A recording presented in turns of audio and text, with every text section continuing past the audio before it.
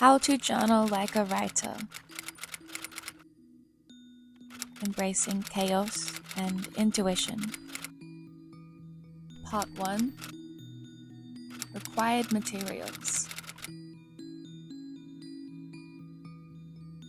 A pen.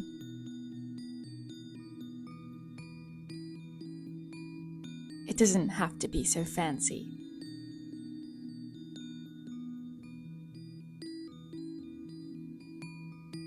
A diary or journal.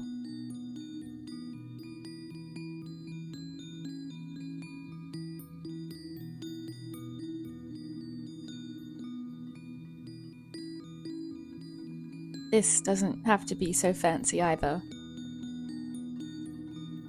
Part 2. Methods/formula. My journaling formula is that I do not have journaling formula. I seek chaos amongst intuition and the plausibility of everything. I write about everything and nothing all at once. I write recounts of lazy days and fast nights and dialogue I exchange as close to verbatim as I can muster. I write about where I am and what I am doing in that very moment and where I want to be and who I will be with and what I will be doing in the future. I write lists. I write poems that I'm not sure I'd call poems, poetry adjacent or something or other. I write words that will turn into poems. I write about songs and films and books I like and dislike and wish to become. I write spells and invent potions and make lists of the things I am grateful. I write letters that I will never send, and I write letters that sometimes I am brave enough to tear from the pages and send.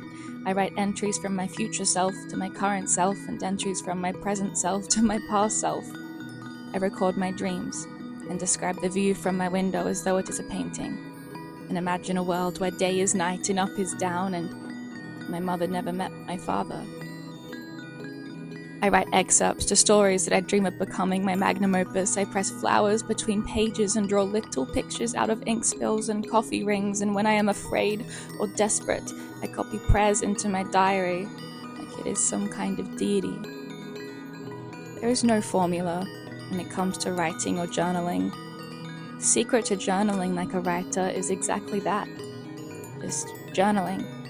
Putting your pen to the damn paper and scribbling something and everything and nothing and making it all mean something. I'm in my pajamas for this video because it's very early in the morning. And there's no need for me to get dressed. Absolutely no need. So we're going to continue on with this video and you're going to pretend that I've got a beautiful ball gown on. Okay? And imagine my hair is in old Hollywood ringlets and I have a very beautiful bold red lip. My name is Dakota and I am a poet and writer amongst other things, and it might be a cliche, but journaling is an absolutely integral part of my existence. I simply cannot and do not want to imagine a world where it does not exist for me. I imagine my days and nights slipping through the gaps in my fingers like sand, because for me to keep record in the form of pen to paper is to preserve my memories like marmalade and taste them each time I read my words back. As of late, as I've been sharing more inherently curated glimpses into my personal life, a lot of you have picked up on my habit or perhaps obsession with journaling, and I've been getting a lot of comments and messages asking for insight into this formula or method that I use that evidently works. I've let these comments and messages build up for a while now because I initially thought to myself, wow, how silly. How silly. There is no method or formula to journaling. The beauty about writing is that you can write about whatever you want, and the beauty about keeping a diary is that you can write about whatever you want in secret. Unless, like myself, you're some kind of, let's call it a creative exhibitionist. In that case, you're going to want to stick around to hear about some of the writers that I mention very soon. One thing that writers tend to have in common is their devotion to journaling. So I thought rather than make this video about myself and my formula and method of journaling, I'm going to make it about them. These great writers who were also known as diarists And they're not formulas and methods, because I don't really think that exists, but they're reasons as to why they kept a diary. In this video, I'm also going to offer you some prompts that I have crafted based on these reasons why these writers write. And as for the so often asked when to journal, how long to journal, how often to journal, where to journal, I think my best answer for that is journal when your hands itch for it and stop when your hands don't. If this isn't rigid enough for you and you're after a little more structure, consider beginning your day, rise with the sun and write a to-do list out. Reference that throughout the day, and at the end of the day, reflect on how you feel about that, or record a little bit of your day, or just a few sentences will do if you're trying to get in the flow of things. But I'm not the person to come to for this strict regime of journaling, because I'm all about intuition, baby. Don't succumb to the pressure of having to write often or with constant intention. You can draw pictures on the days that you have nothing to say. You can press flowers in your journal on the days that you're too busy to keep a log of spring. What I'm trying to say is what we can learn from these writers that I am about to detail is that intuition is probably the most important thing. Before we jump into these incredible writers, I want to have a quick word from today's wonderful and always relevant sponsor, Squarespace. I've worked with Squarespace many times before, and I adore Squarespace because it is a platform that makes the whole process of creating and maintaining websites so seamless and, dare I say, enjoyable. I say this from personal experience because I wanted to give back to my community who support my creative endeavors, so I built an online literary and arts journal / lovely little arts community via Squarespace. You can submit your poetry, fiction, art, and essays to me based on the monthly prompts, and I just might publish your work.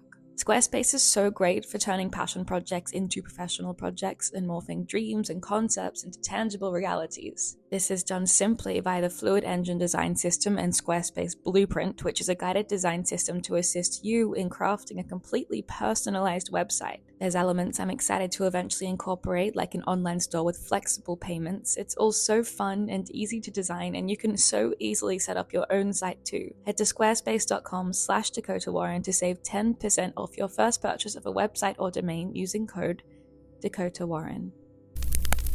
Part 3. Writers and prompts. The writers I'm about to mention have been curated for the sole purpose of also being known as diarists, each for their own unique reasons tied to their own original experiences, which offer valuable insights into their lives, creative processes, and the historical periods in which they lived. There are so many more examples I could use, but I'm afraid we would be here, well, forever. So forgive me for touching on these complex beings so briefly, and I recommend looking into these writers / diarists and reading extracts of both their writings and their journal keepings and seeing how they bleed into one another. Virginia Woolf said, I keep my diary in order to arrange the chaos of my life. I do not weep, I document. And this means a lot to me as somebody who also tends to not weep, but rather document. I have a rather methodical, analytical mind that intellectualizes things that should not be intellectualized, such as emotion. And so I find great solace when I read Virginia Woolf's diaries and letters and fiction and essays, all of it. I think that her mind is it's a very particular way. Virginia Woolf was a renowned British writer, known for Mrs. Dalloway, To the Lighthouse, and so forth. Her diaries offer profound insights into her life and creative process, and also her romances. I very much recommend reading her letter exchanges with Vita Sackville-West. I read it quite recently, and I will talk about it more in my monthly wrap-up review of what I've read, but it was wonderful, and it was very special, and it had me giggling and kicking my feet like a schoolgirl. And as I said, for each writer that I mention, I am going to offer a prompt based on their approach to journaling. Reflect on a recent chaotic or undefinable moment in your life. How can you use writing to organize or make sense of this chaos? Anais Nin said, I am writing a diary because I want to write, and because I have kept a diary since I was 12. I like this quote because it implies that keeping a journal for her is not this separate body or this optional task. It's absolutely integral and imperative and a part of the very core of her being. And when you read her diaries, you will very much realize that this is true. Anais Nin was a French-Cuban-American diarist, essayist, and writer known for her journals, which span several decades and explore themes of love, passion, and self-discovery. She's a pioneer with women being in touch with their sexuality and eroticism. What's interesting to me, at least, about Anais Nin is that she wrote her diaries with the intention of them being published. So she knew that these entries that she was writing, no matter how personal, would be read by many, which is such a brave and also creative exhibitionist thing to do. That I'm coining that term, creative exhibitionist. A lot of conceptual art follows that kind of string. But I wonder, it makes me wonder a lot how much of it might be performative versus how much of it is just complete, utter truth. So I've crafted a prompt that's kind of on par with this, I suppose. Write a regular entry into your diary as though you are certain it will be published and read by hundreds and thousands of people. Did you shift your voice or bend the truth with eyes of the others in mind? Maya Angelou said, I write because I am a black woman listening attentively to her people. I write because I am on the sliver of the moon that observes the night. What a beautiful quote in itself. It goes without saying, Maya Angelou was an incredible poet, and if you've not read her poetry, read it as the second you finish this video. She was an American poet, memoirist, and civil rights activist, and her diaries reveal her journey from childhood trauma to becoming a celebrated writer and activist. I needn't go into the incredible things that she did, that she has done, that still stand today. Look into it. She's absolutely wonderful, and I hope I do her justice with this prompt. Write passionately and confidently about an injustice that is important to you, as though your stance will empower others. How did this experience shape your sense of identity and purpose? Samuel Pepys said, and thus ends all that I doubt I shall ever be able to do with my own eyes in the keeping of my journal. I'm not too familiar with Samuel Pepys as a person, but I'm really intrigued as towards his journaling methods, which were very detailed and descriptive, and now offer great accounts into life at the time. He was a British naval administrator and member of Parliament, best known for his detailed diary, which provides valuable insights into the life of 17th century England, including events such as the Great Plague and the Great Fire of London. This prompt is a fun one for me. I really like this kind of hyper-descriptive prompt, so I hope you enjoy it too. Go for a walk and record a hyper-detailed description of said walk, paying attention to as much as you possibly can, especially the moments or visuals that are seemingly mundane. Read it back to yourself. Do you feel you took the same walk twice? Franz Kafka said, a journal is perhaps the only place where we may openly admit our thoughts and question our own motives. Kafka was a writer known for his existential works such as The Metamorphosis and The Trial, and his diaries reveal his inner thoughts and reflections on society at the time, but also his relationship to his family and what he really wants and how that kind of inhibited him. Kafka had notorious daddy issues. His dad was a very controlling figure and they had a very complex relationship, and his father more or less told him what he had to do with his life. So Kafka never got to live out his literary dreams.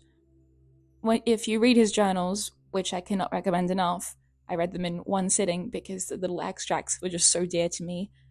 If you read his journals, you'll see how deeply unsatisfied he was in his living life because all he wanted to do was write. But he couldn't because his dad wouldn't let him.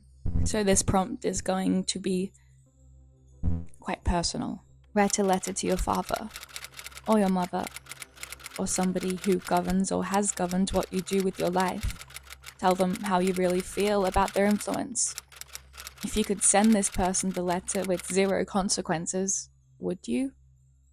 Anne Frank said, I hope I shall be able to confide in you completely, you as in the diary, as I have never been able to do in anyone else before, and I hope that you will be a great support and comfort to me. Anne Frank was a young Jewish girl whose diary, a diary of Anne Frank, documented her life amidst the Holocaust.